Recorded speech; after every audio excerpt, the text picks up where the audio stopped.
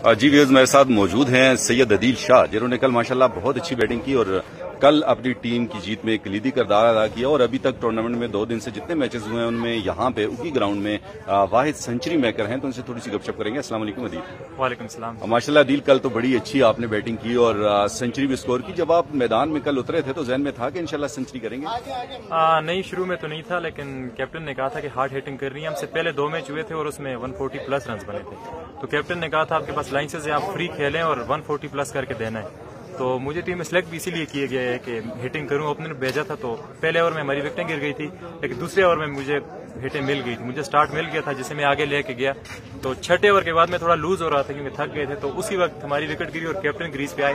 उन्होंने कहा था आखिर तक खेलना है, भले तुम रन ना करो लेकिन रहना है क्रीज पे। तो उससे मुझे बड़ा मोटिवेशन मिला और मैंने सेंचुरी स्कोर की। आपकी टीम का जो कम्बिनेशन है उसके बारे में आप क्या कहेंगे? कितना अच्छा कम्बिनेशन है? इंशाल्लाह आगे मजीद टीमों को कितना टफ टाइम देंगे? जी, बैलेंस साइड है हमारी, काफी अरसे से खेल रहे हैं, काफी सीनियर प्लेयर हैं।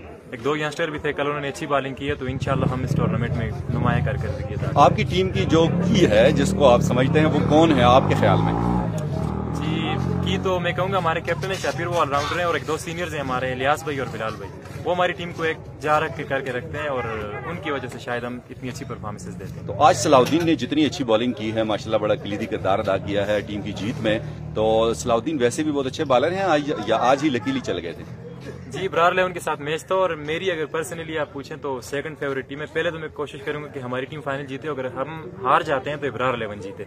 तो उनके साथ जब भी मैच होता है हम बड़े दिल से खेलते हैं क्योंकि उनमें अच्छे प्लेयर हैं जिनको देखते हैं, हम फॉलो करते हैं। तो सलाउद्दीन वैसे भी अच्छा खेलते हैं, हम जितने मैचेस भी इनके साथ होते हैं वो 19-20 से हार जाते हैं। तो आज सलाउद्दीन ने आउट क्लास खेला जिसकी वजह से हम मैच जीते। माशाल्लाह। जेपीटी के लिए आप क्या कहेंगे? ये बहुत बड़ी काविश है। मैं उगी में काफी अरसे से उगी क्या मानसर अक्टूबर तक जितने हम फॉलो करते हैं टूर्नामेंट्स को, इतना बड़ा टूर्नामेंट मैंने अपनी नहीं देखा टैप बॉल का। तो इनका शुक्रिया, इन्होंने उगी की आवाम को इतना अच्छा मौका फराहम किया। अदील, जो एक चीज है जिससे मैं भी समझता हूं, क्योंकि हर जगह हम कवरेज के लिए जाते हैं टूर्नामेंट्स में, हमें प्रॉब्लम्स है ग्राउंड्स का, क्योंकि हमारा जो एफसी का ग्राउंड है उसमें इजारादारी है एफसी वालों की। वहां पहले तो प्लेयर्स को जाने नहीं दिया जाता, अगर जाते भी हैं तो इतने प्रोसेस से वो गुजरते हैं कि वहां तक पहुंचते प्लेयर वैसे ही लूज हो जाते हैं। तो इसके लिए आप हुकाम बाला से जेपीटी के जो नुमाइंदे हैं जो कुछ न कुछ कर सकते हैं, उनसे क्या गुजारिश करेंगे? उन्हें जी नजर भी तो आ रहा है, लेकिन हम उनको यही मैसेज देंगे कि कोशिश करें। इस इलाके में काफी टैलेंट है, इस टूर्नामेंट से आपको काफी नजर भी आ जाएगा।